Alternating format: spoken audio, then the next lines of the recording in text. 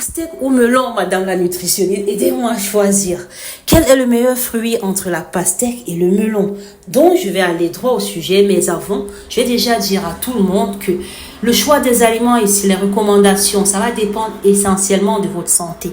Par exemple, pour une personne qui est diabétique, vous savez que le taux de glucides sur la journée, on va en tenir compte. Donc, on va basculer par celui qui est le moins sucré, par exemple. Pourtant, pour quelqu'un qui a du cholestérol, quelqu'un qui recherche la fertilité, qui a des myomes, ou encore une personne sportive qui voudrait juste de la vitalité, donc je vais rentrer dans sa valeur énergétique, sa constitution nutritionnelle, afin que vous-même, vous puissiez comprendre lequel répondra plus à votre besoin. Donc, sans plus tarder, par rapport à une pastèque, autant pour moi, si je prends 100 grammes d'une pastèque, donc dans un bol, vous aurez 48 kilocalories. Parce que quand vous regardez bien la pastèque, sa belle couleur rouge, ça veut dire que c'est riche en polyphénol. Et puis, il y a aussi pas mal de vitamines comme du zinc, du cuivre, de la manganèse et des oligoéléments. Alors que le melon, ce sera plus de la vitamine A, bêta-carotène, de la vitamine C et encore aussi le fer, le zinc, le cuivre, la manganèse.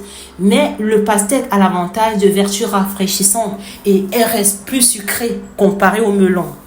Donc, si vous voulez par exemple avoir plus de fibres, vous allez basculer vers le melon. Par rapport à votre transit, votre microbiote intestinal, vous allez basculer vers le melon. Et il y a d'autres variétés. Je vous rappelle que ici on retrouve des variétés de melon. Ça peut être tout blanc à l'intérieur ou orangé. Donc, ça dépendra. Et plus ou moins, vous aurez la richesse en d'autres oligoéléments et en vitamine C. Plus c'est clair, plus c'est riche en vitamine C. Donc, si vous manquez de vitalité, par exemple, pour une personne sportive, je vais recommander tout ce qui aura plus de clarté, par exemple. Donc, les glucides difficiles à digérer par l'intestin peuvent provoquer des gaz et des ballonnements.